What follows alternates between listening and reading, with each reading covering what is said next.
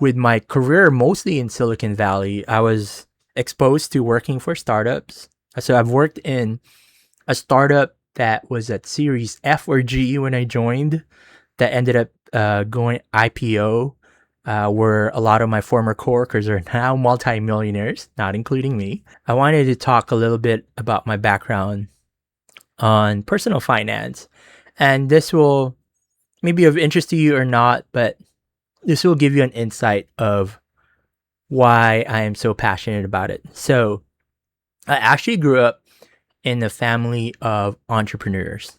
My mom was an entrepreneur. She had her own business, and her parents, my grandparents, were entrepreneurs. My mom's siblings, some of them started a 9 to 5 and eventually became entrepreneurs with their own businesses. So I grew up in a world of entrepreneurs.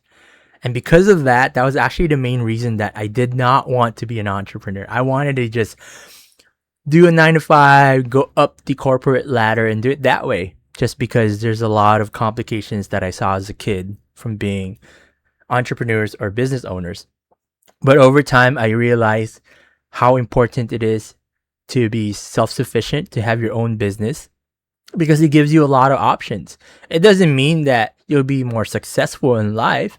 I just like the flexibility that it gives me, especially since right now, my main goal is to spend as much time with my daughter, help her grow in her development, be there for her, and at the same time still make my own money at my own time.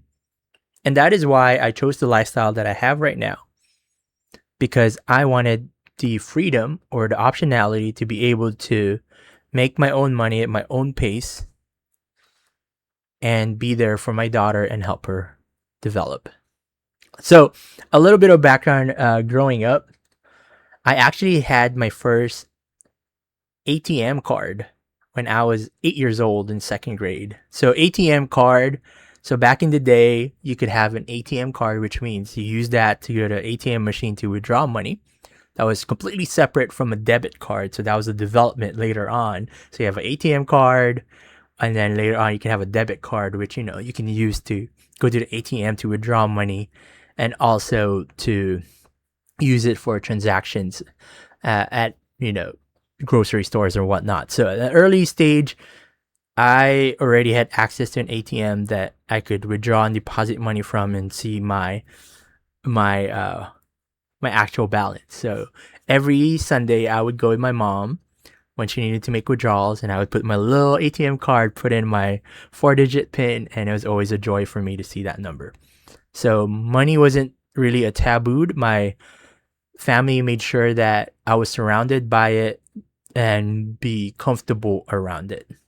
And then another thing too is my mom had a side business in transportation. So she had her own main business, but she had another side business where we owned the asset of it. And this asset was used by other workers, so friend or family. And the main thing was every day they needed to give us a certain amount of cash, and then they can keep the rest. So, for this little side transportation business, as long as they take care of the maintenance, the fuel and whatnot, as long as they gave us just a small amount every day, that was pretty much the understanding between us as the business owner and the operator of this business.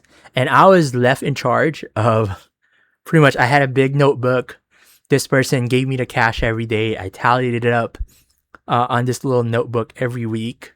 So I was in charge of this cash that I had in a little, what do you call it? Like a little pouch.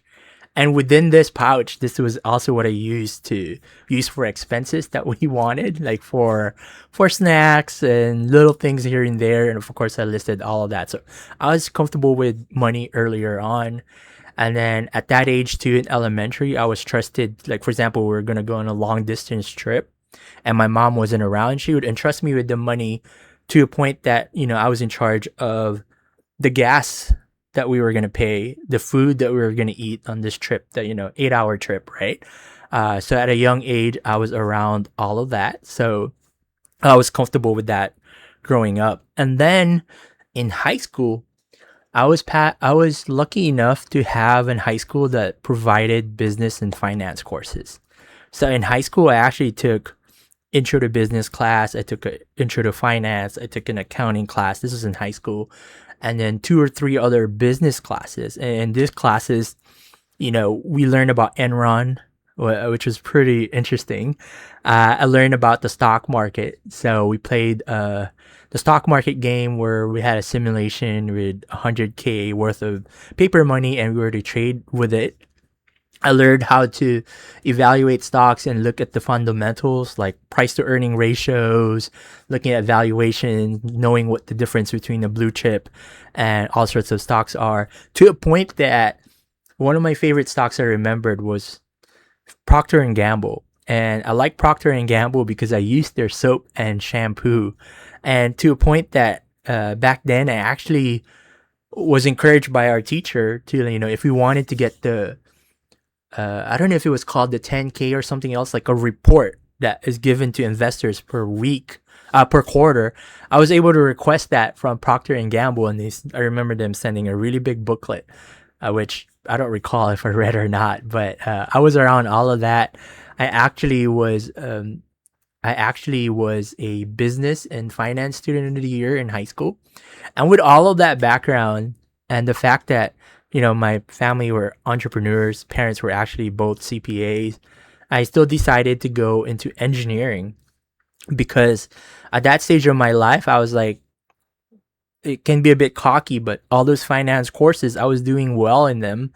And the math was a bit too easy. I know that sounds a bit cocky to say. So that's why I went to the engineering route. But the great thing about it is, as an engineer with my background, I have an easier way to switch into finance and understand what's going on as opposed to the other way around, right? If you took finance in college, you can't just switch and be an engineer and work on the things that I work on. For most cases, I mean, there might be other situations where you can argue that uh, it is possible. And then from that, I went to school.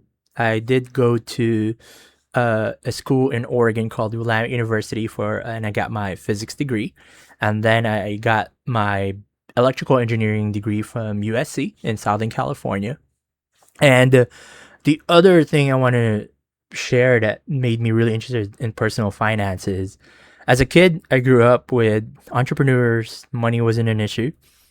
Throughout my teenage years, we moved into a place where I went to a public school that was really the bottom three as far as education goes on the rankings in the whole state.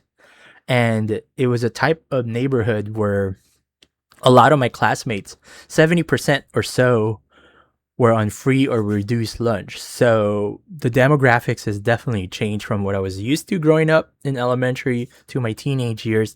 And then from there, going to a school like USC, where of course it's very difficult to get in by merit, but at the same time, there's also a lot of legacy wealth that goes there.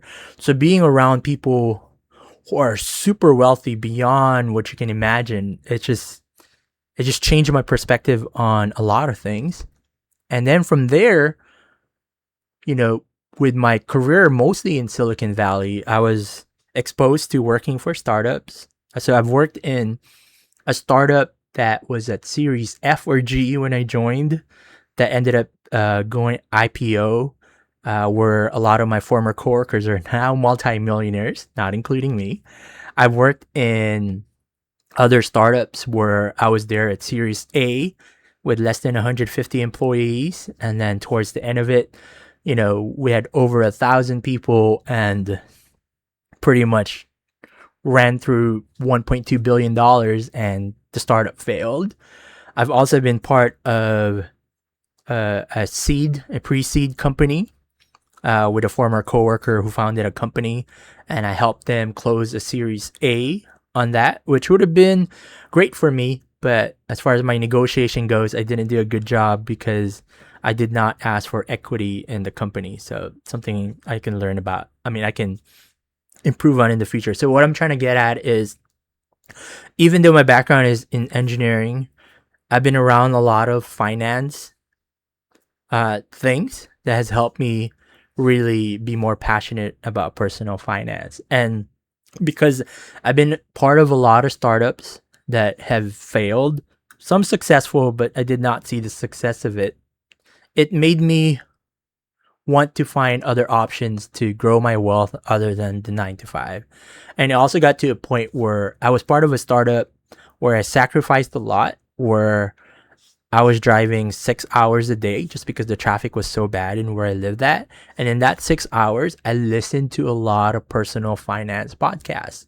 And that's how I have educated myself in a lot of things, from investing in stocks, mutual funds, like I mentioned, the interchangeable words between mutual funds, ETF, index funds. A lot of people confuse those, different types of accounts that you can use.